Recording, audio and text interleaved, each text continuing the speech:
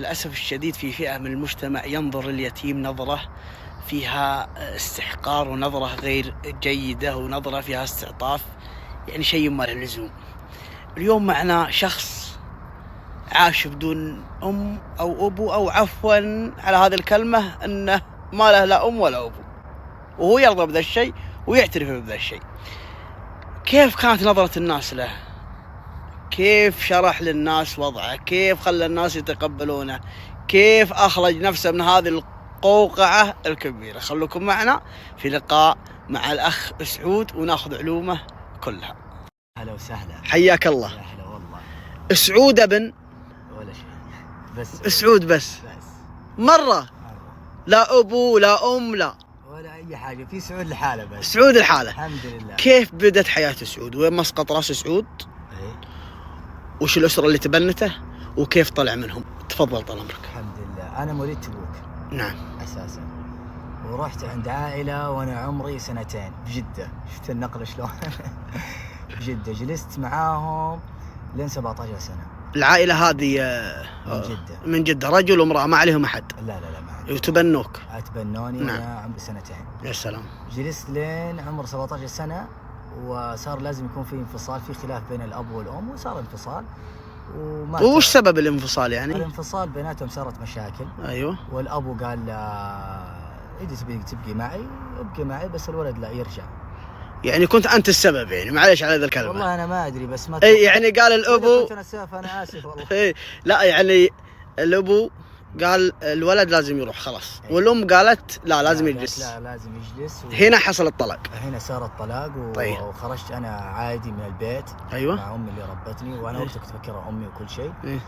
أنت ما تدري إنك يتيم؟ لا أنا ما دريت إلا لما رحت بيت جدتي. أيوة، اللي هي في الخيال جدتك. أي رحت لين هناك، فجأة قالوا لي اطلع برا. قلت إيش في كيف كذا؟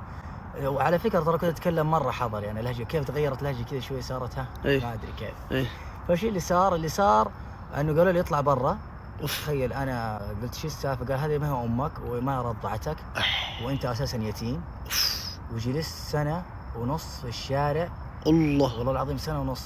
أنا 1.5 سنة. كيف كان يعني يوم قالوا لك أنت يتيم ولا أنت بولدنا ولا هذه أمك؟ إيش الصدمة أمانة؟ جتني صدمة حياتي لين الآن أنا ترى فيها، يعني ممكن داخليا ما تطلع، بس لين الآن أنا فيها. جاتني صدمة، جلست 1.5 سنة في الشارع. كنت أتروش حمات مساجد الله يكرمك. لا إله إلا الله. مع إنه العائلة اللي أنا كنت فيها كان مرة يعني الحمد لله من طبقة مرموقة ترى.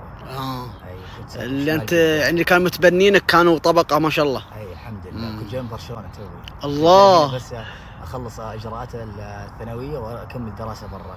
أنا حلمي كان أدرس دكتور جراح مخ وأعصاب. من كل المصايب دي اللي سمعت في أي حاجة. لا إله إلا الله. عرفت؟ فالحمد لله. بعد هذه المعاناة كيف أصبح سعود الآن؟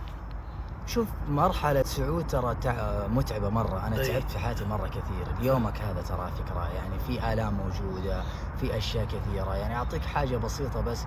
أنا لو أشوف عائلة قدامي ترى أحزن. إذا شفت عائلة قدامك تحزن ترى. أقول يا ربي ما أحسدهم على شيء، الله يكملهم والله يجي على دوم إن شاء الله. بس تحس بخاطرك ليش أنا ما كملت أو فين أنا. تدري إيش أصعب حاجة أنا لين الآن تمر علي؟ أنه أنا ما أعرف أنا مين. كل الناس في الأعياد تتجمع مع بعض، في رمضان يتجمع مع بعض في السفرة. أنا أتخيل لحالي في المناسبات لحالي، في الأعياد لحالي، كل شيء لحالي. ترى هذا شيء مرة صعب. لكن أنا أقول للناس لا الحمد لله. أنا في ناس تقول لي أنت كيف كذا؟ بالعكس حلو الحمد لله. لنا الآن لسه موجودة ابتسامة فيني ما راحت. ما شاء الله تبارك الرحمن. الحمد لله منطلق في الحياة، قاعد أبني نفسي بنفسي الحمد لله. وافتخر أنا يتيم، بالعكس شيء مرة حلو. أنا أقول أنا يتيم بالعكس شيء مرة حلو. طيب ولا أقطع كلامك، الآن سعود وش اللي عنده؟ إن شاء الله في أشياء كثيرة. يعني أنت عندك ما تبغى تصرح بها؟ لا في أشياء حلوة كثيرة جاية. أشوف أنا سعودي اللي وصلت له الآن. أنا أشوف نفسي الحمد لله أفضل من ناس كثير عند عوائلهم. ما شاء الله. الحمد لله. يعني ساتر نفسي، أعرف أجيب قوت يومي بنفسي، ما اعتمدت على أحد. أقدر موظف وشغال كذا شغلانة وقاعد أمشي على نفسي وقاعد أسعى. ممكن وأنت قلت لي إنك تبني لك بيت صح أو عندك بيت؟ قاعد أبني بيت. لا هذا أنا أعطيتك 5% ترى. يعني من حياتك 5%. والله 5% أخذت 5 دقائق. كيف لو نقول 100%؟ يبغى لها سيناريو كامل. قول يا الله ان الله يوفقك وان الله يسعدك وحنا اخوانك والله. يعني لو ودي اني كبير اكبر منك شوي عشان اقول اعتبرني ابوك. ها ابي بعدين تصير كذا. قولوا امين قولوا امين. جاء الرب يسعدكم سعاده لا تنتهي ويرزقكم من حيث لا تحتسبون ويعطيكم الصحه والعافيه. ودائما انا اقول هذا الكلام دائما اقوله في سنابين. ودائما ايش اقول مهما كانت الحياه قاسيه والحياه فيها الم، نقول بكره اجمل بكره احلى. لازم يكون عندنا امل ويكون عندنا دائما في انرجي. لازم نفكر في قدام بكره افضل. لما يكون عندنا بداخلنا الامل فحتتحسن حياتنا. دائما يكون في داخلنا في شيء كويس نقول لا الماضي سيء لكن اليوم ان شاء الله افضل وبكره افضل باذن الله. انت شاب طموح. انت طموح الحمد لله. ولولا الله سبحانه وتعالى ثم ذلك كان ذلك فعل الطيب ما كان ذلك ابتسامه الطيبه على الوجه الطيب. يا بعد راسي الحمد لله. صدقني يا سعود صبرك وتعبك في الحياه بيعوضك فيها ربي ان شاء الله باذن الله.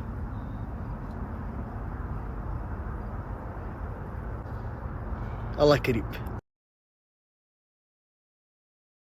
ابشر بالخير. توها مقفل مني الاستاذ فهد البقمي صاحب شركه تحقيق الامل. يا ساتر. قال فتحنا فرعنا في الرياض والله ما يمسك الا انت. يا بعد راسي. وتستاهل. تمسك العماير وتبيع وتشري فيها. وانت اللي تمسك المؤسس عفوا تمسك الشركه انا اقول مؤسسه غلطه تمسك الشركه في الرياض وتستاهل. ان شاء الله اكون قدها. هذا ان شاء الله اول الخير والله العظيم انك تستاهل. الله يبيض وجهك وجهه. طول عمرك. لكن قال انت في الرياض ساكن. اي شربي يا بعد راسي بشرك بالجنه. تحقيق الامل ترحب بك والماضي لن يعود. احنا عيال اليوم باذن الله حياه جديده. يا رجل انا اللي يوم تابعتك الحين متفائل. الحمد لله. القادم اجمل معك وابشر بالخير. مشاريع وامورك زينه. وين بتبني انت؟ في شو اسمه في جهه المنسيه.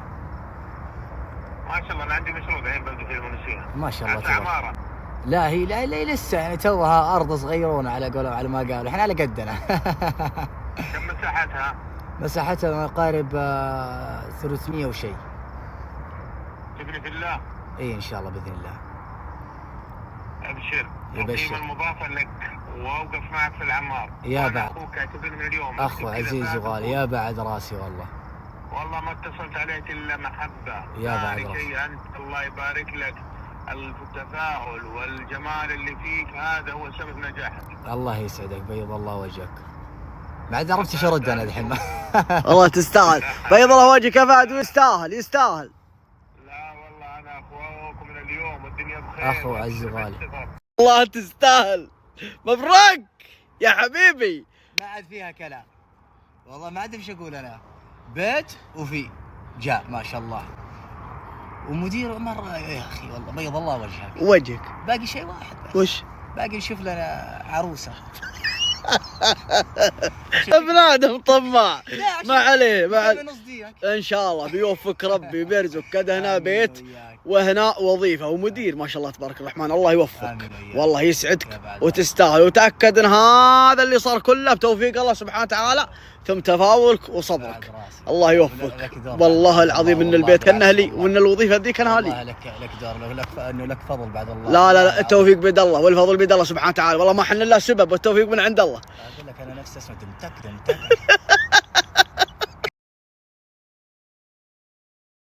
ارحم وكاف حركات.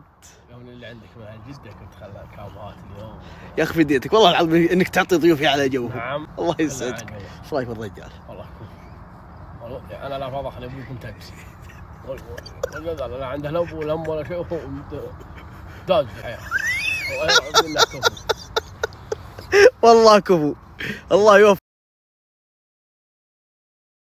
الرجال ذا طاقة إيجابية لكل رجال يفقه ويعرف الكلام ويعرف مفاصل الكلام. طاقة إيجابية له إنه ذب الخرايم الحالة.